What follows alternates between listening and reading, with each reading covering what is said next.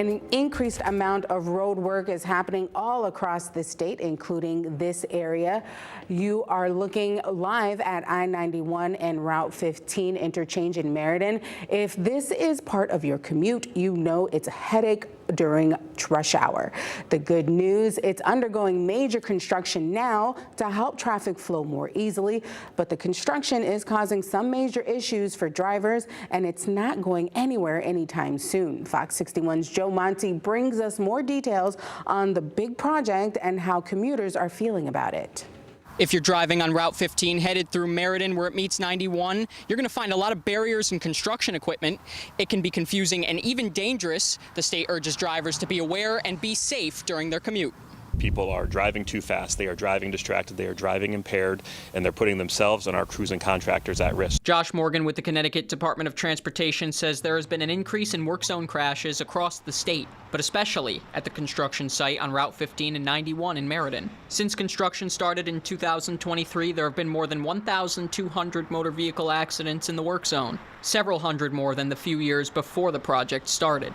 Morgan says the accidents are negatively affecting the construction process. They're crashing into our barrels, our contractor trucks, into the work zone, which is so incredibly dangerous for the men and women who are working out there. Retha Shields commutes through the work zone at night. She says it's not easy. Like at nighttime, you can't see everything that's around you, and definitely it will cause an accident.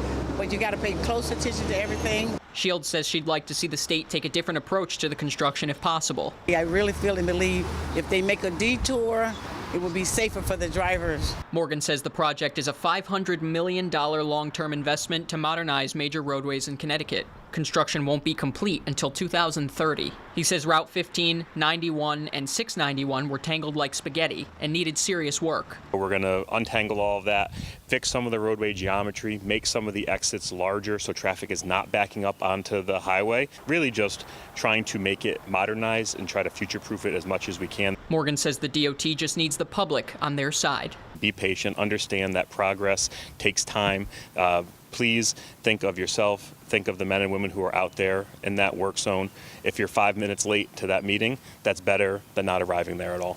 If you're out driving around and notice more road work than usual, that's because the recent passing of the Infrastructure Investments and Jobs Act increased the DOT's funding by 40%. Morgan says the DOT is able to get more workers out on the roads and more projects done quicker. In Meriden, Joe Monty, Fox 61.